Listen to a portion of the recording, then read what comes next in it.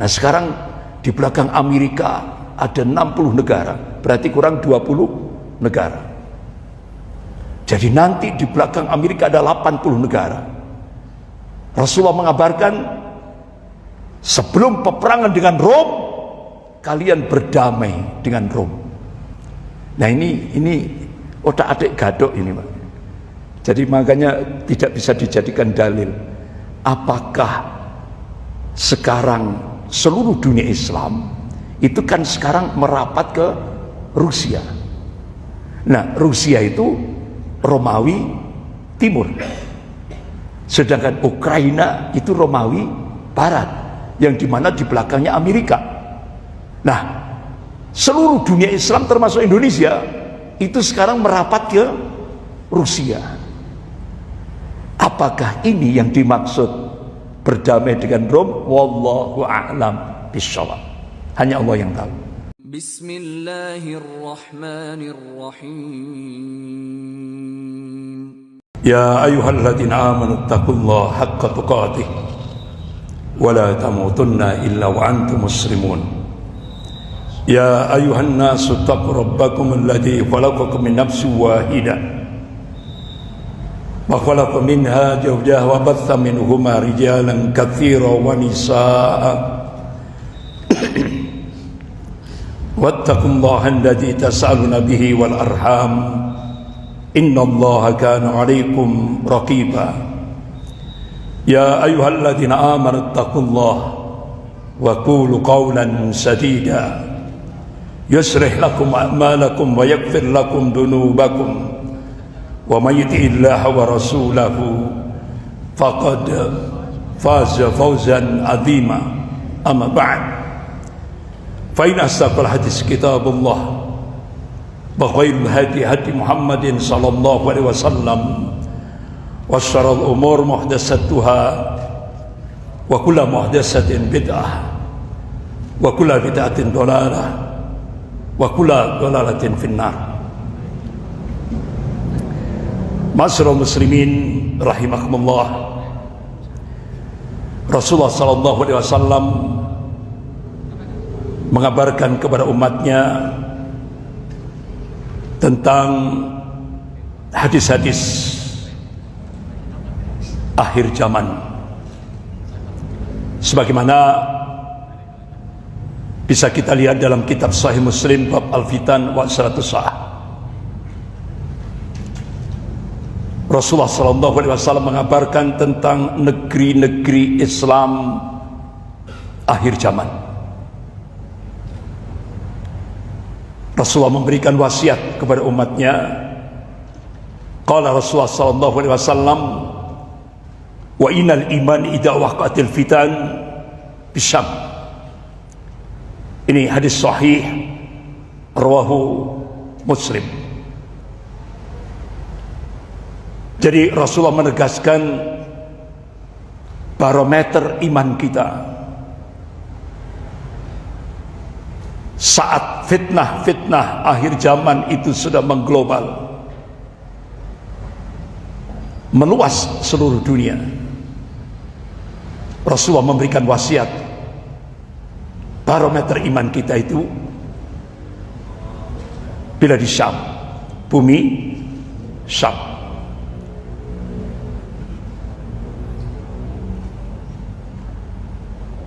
Bahkan Rasulullah SAW juga pernah mengabarkan kepada umatnya. Qala Rasulullah SAW, ya'tikum ba'di arba'u fitan. Jadi akan datang kepada kalian sepeninggalku nanti 4 fitnah. Yang pertama, kata Rasulullah, fitnah yaitu dihalalkannya darah. Ini fitnah yang pertama. Dimulai dari bilad Syam, bergerak menuju Jaziratul Arab. Kemudian fitnah yang kedua,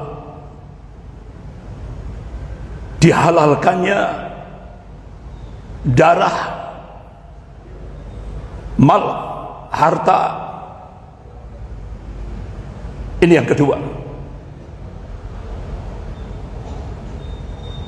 Kemudian yang ketiga, yaitu fitnah, dihalalkannya darah, harta, dan kemaluan.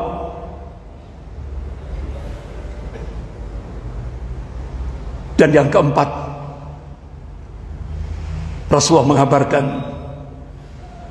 fitnah ini benar-benar menurikan, membutakan,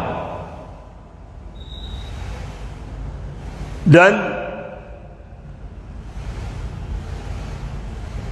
menghambat seperti gelombang-gelombang di lautan. Itulah bahasa kinayah, kiasan yang dikabarkan oleh Rasulullah SAW.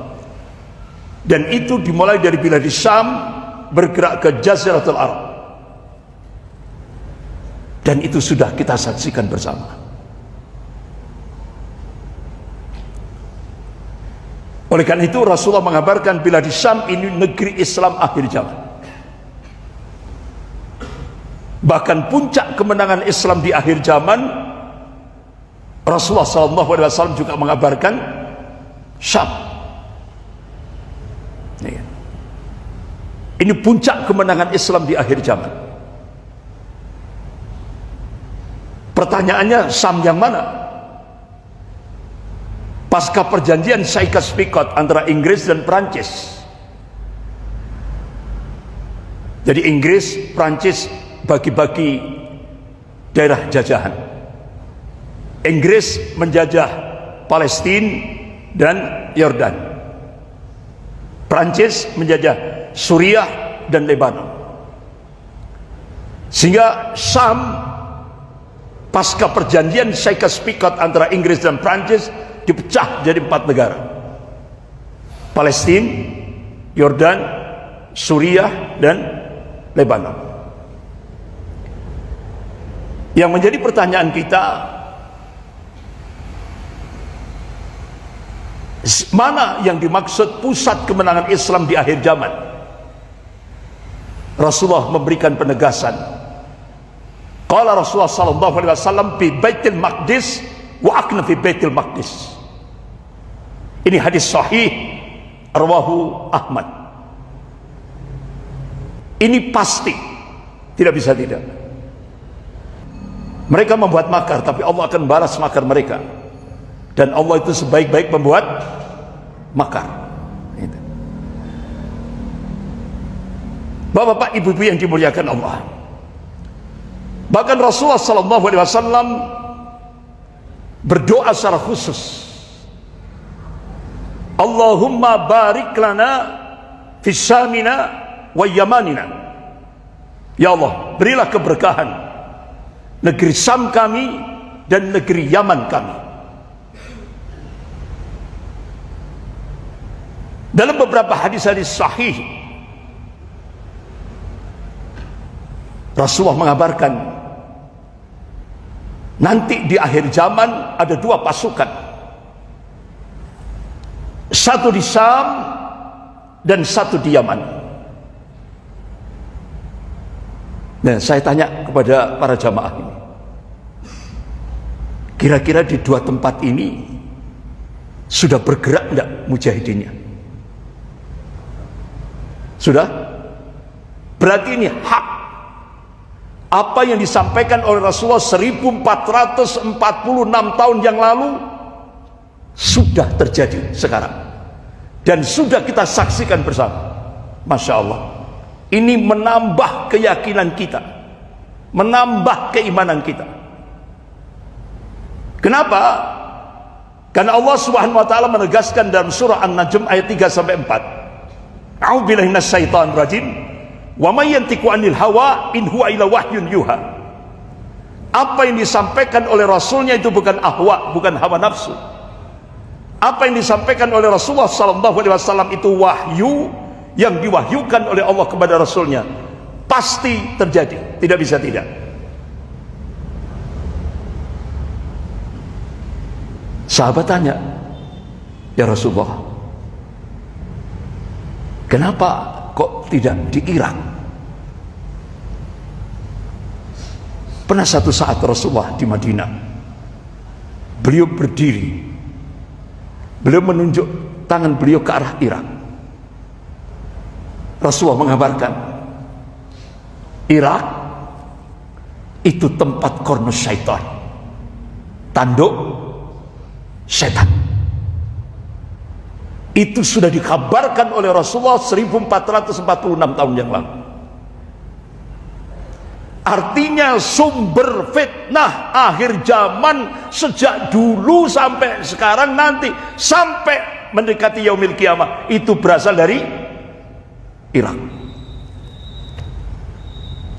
Itu hak.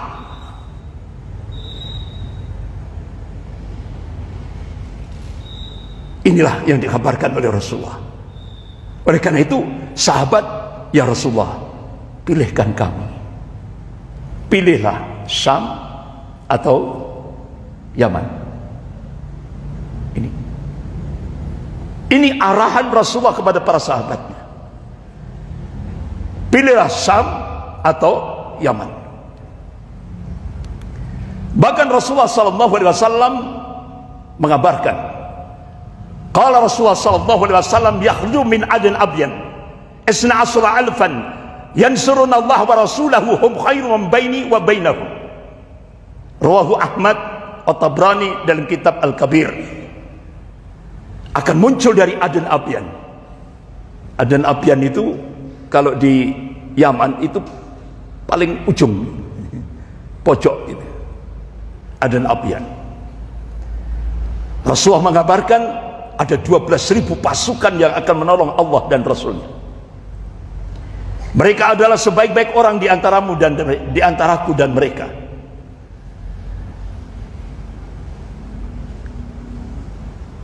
Alhamdulillah, ada syekh dari Aden Abyan datang ke Malang, ngisi kuliah subuh di Masjid Al-Ghifari. Alhamdulillah, begitu saya mendengar itu, ini kesempatan mas bagi saya untuk tanya tentang hadis ini. Masya Allah, Syekh, tanda-tanda apa yang dikabarkan oleh Rasulullah di Aden Abyan ini maujud? Beliau menjawab, maujud. Tanda-tandanya sudah mulai nampak. Allahu Akbar. Bapak-bapak, ibu-ibu yang dimuliakan Allah, kembali lagi Syam. 2011 terjadi revolusi Ahlus Sunnah di Suriah. Ini wilayah Syam. Kalau kita kembalikan pada hadis-hadis tentang fitnah-fitnah akhir zaman, nampaknya ada rencana Allah Subhanahu wa taala yang amat dahsyat yang sedang disiapkan oleh Allah Subhanahu wa taala, terutama di bilad Syam. Karena Syam ada sebuah negeri yang dipersiapkan oleh Allah Subhanahu wa taala untuk menyambut kedatangan Khalifatullah Al-Mahdi, Imam Mahdi. Rasulullah bersabda, qala Rasulullah sallallahu alaihi wasallam, faida ru'atumuhu fabayyuhu walau habyan 'ala salji fa innahu khalifatullah al-mahdi. Rawahu Abu Dawud. Jadi ketika kalian melihat kehadiran Imam Mahdi, Rasulullah perintahkan berbaiatlah dengannya, walaupun sampai kalian harus merangkak-rangkak di atas salju. Fa innahu khalifatullah al-mahdi, karena sesungguhnya Dia adalah Khalifatullah Al-Mahdi, Imam Mahdi. Jadi beliau nanti akan dibaiat di depan Ka'bah. Rasulullah mengabarkan tempat pembaiatan Khalifatullah Al-Mahdi itu antara Hajar Aswad dan Maqam Ibrahim, di tengah-tengahnya. Nah, setelah itu beliau dikawal menuju Aliyah, Yerusalem. Siapa yang mengawal itu? Al-Imam Ibn Katsir rahimahullah menafsirkan Ashabur Rayatus Sud, pasukan pembawa panji-panji hitam itu adalah sahabat Al-Mahdi, Imam Mahdi.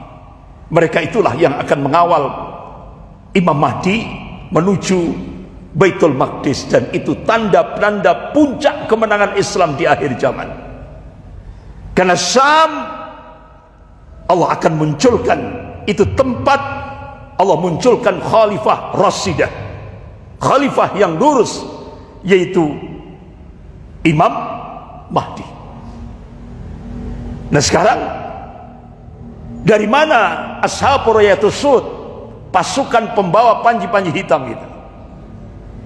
Rasulullah mengabarkan mereka itulah orang-orang Khurasan. Jantungnya Khurasan itu mana? Afghanistan. Yang beberapa waktu yang lalu sudah saya tunjukkan bagaimana mujahidin Taliban, fotonya saya tunjukkan datang ke Indonesia. Ada 8 utusan dari mujahidin Taliban diterima oleh Wakil Presiden Republik Indonesia, yaitu Pak Yusuf Kala waktu itu. Artinya apa? Ada sinyal mujahidin Taliban mengharap umat Islam Indonesia menjadi pemantik awal Safatul Islamiyah global, pemantik awal kebangkitan Islam global. Itu Bapak-bapak, ibu-ibu yang dimuliakan Allah, Syam, Suriah, kalau kita buka dalam kitab Sahih Muslim bab Al-Fitan wa Asaratus Sa'ah tentang Asyarah 10 tanda-tanda Yaumil Qiyamah Kubra, salah satu diantaranya Allah turunkan Nabiullah Isa alaihissalam. Di mana? Suriah. Mana itu? Menara Putih, Masjid Al-Umawi, lokasinya sebelah timur Damaskus, Suriah. Alhamdulillah, Masjid Al-Umawi baru saja dibebaskan oleh mujahidin Ahlus Sunnah. Bahkan Damaskus, Suriah, ibu kota negara Suriah, dibebaskan. Dan rezim Bashar Assad, Syiah Nusairiyah hengkang dari Suriah. Ya kan? Masya Allah, umat Islam Ahlus Sunnah. Jadi di Suriah itu 10% Syiah Nusairiyah. Jadi mayoritas Ahlus Sunnah. Tapi yang 10% ini memimpin negara Suriah. Makanya Syekhul Islam Ibn Taimiyah rahimahullah dalam kitabnya Minhajus Sunnah, beliau mengeluarkan fatwa Syiah Nusairiyah itu lebih kafir daripada Yahudi dan Nasrani. Sampai seperti itu ya. 2011 umat Islam Ahlus Sunnah di Suriah bangkit, revolusi. Alhamdulillah, perjuangannya tidak sia-sia. Allah berikan al-falah, kemenangan 2024, Desember 2024. Masya Allah ya. Ini satu bentuk pertolongan Allah ya kan? Jadi sampai-sampai ketika Masjid Al-Umawi ini dibebaskan, itu kan situasinya masih situasi perang, ya kan? Sampai Ahmad Al-Jaulani, ya hafizahullah, beliau pemimpin Ahlus Sunnah di Suriah yang sekarang jadi presiden Suriah, itu ketika memasuki Masjid Al-Umawi itu kan masih pakai baju militer, masih bawa senjata, ya kan? Jadi waktu ngimami itu senjata ditaruh, ngimami, masya Allah, jadi imam, masya Allah, benar-benar luar biasa suasananya, suasana yang mengharukan. Berapa puluh tahun masjid yang dipersiapkan oleh Allah, tempat turunnya Nabiullah Isa alaihissalam, di mana Rasulullah mengabarkan Nabiullah Isa alaihissalam akan turun di Menara Putih ini sebelum subuh, ya kan? Sebelum subuh. Kemudian Nabiullah Isa alaihissalam diminta untuk menjadi imam salat subuh berjamaah. Akan tapi beliau serahkan pada Imam Mahdi. Apa setelah itu tugas yang diemban oleh Nabiullah Isa alaihissalam? Dalam beberapa hadis-hadis sahih Rasulullah mengabarkan, tugas yang pertama Nabiullah Isa alaihissalam yaitu membunuh Dajjal, yang di belakangnya ada 70.000 orang Yahudi, mereka pakai at-tayalisah, jubah kebanggaan. Yang kedua, menghancurkan salib. Jadi nanti yang kecelek itu orang-orang Yahudi dan Nasrani, dikira turunnya Nabiullah Isa itu jadi juru selamat, ya kan? Ojo banter-banter, ya kan? Karena sebelah sana gereja. Jadi nanti yang kecelek itu orang-orang Yahudi dan Nasrani. Kenapa? Nabiullah Isa turun itu justru diperintah oleh Allah untuk menghancurkan, membunuh membunuh Dajjal yang di belakangnya ada 70.000 orang Yahudi, dan menghancurkan salib. Berarti jadi ini bahasa saya itu bahasa kecelek. Kecelek itu ada shocknya, Pak, shock gitu ya. Tapi kalau kecewa itu kan biasa kan ya. Kalau kecelek itu getun, terus habis itu ada shocknya. Jadi sampai situasi psikologis itu shock. Kok nggak sama dengan keyakinan saya waktu di bumi, ya kan? Waktu di dunia kan keyakinannya kan Isa turun jadi juru selamat. Nggak taunya justru menghancurkan mereka semuanya, Yahudi dan Nasrani. Kemudian tugas Nabiullah Isa alaihissalam yang ketiga, beliau luruskan kembali pola makanan halal dan haram. Nah, itu. Yang keempat, beliau hapuskan jizyah, pajak. Jadi nanti kalau pada masa Nabiullah Isa alaihissalam nggak ada pajak, Pak. Walaupun sekarang berapa persen ini? 12%. Kalau pada masa Nabiullah Isa alaihissalam sudah 0, nggak ada pajak, nggak ada. Tapi pertanyaannya, kita masih hidup apa belum? Kita masih hidup atau sudah jadi tanah? Sepertinya kita sudah jadi tanah semua ini, ya kan? Nah ini. Jadi kemudian tugas Nabiullah Isa alaihissalam yaitu menghancurkan semua bentuk kekufuran di muka bumi ini.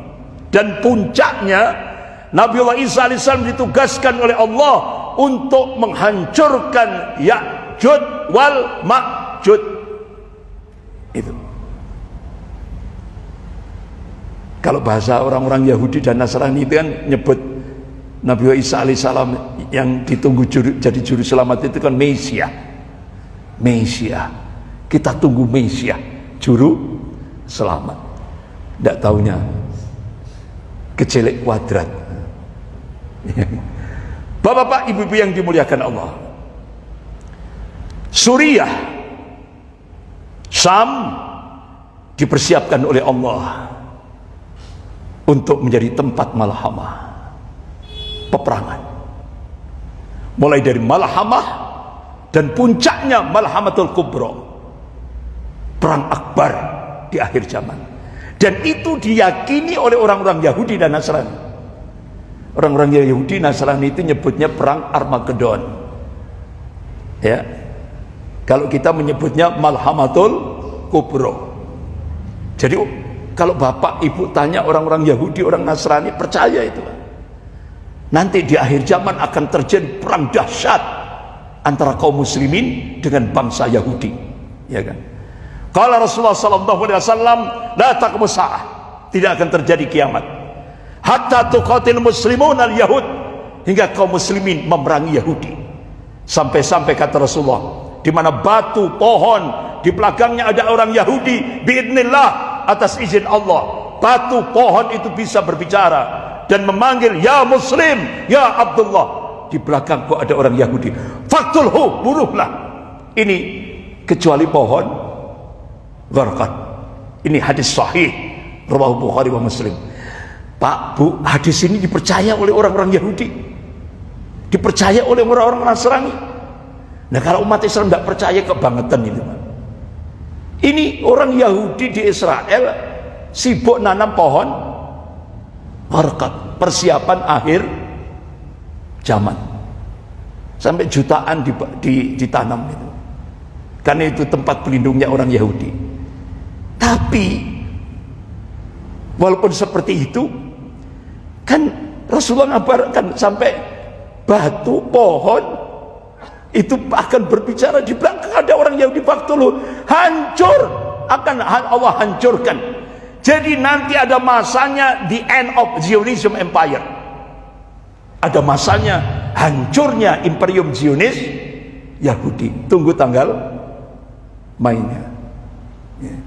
Walaupun Donald Trump sesumbar, ini pasti akan Allah hancurkan sehancur-hancurnya. Tapi bapak-bapak, ibu-ibu, sebelum membahas Malhamatul Kubro, Rasulullah SAW memberikan rincian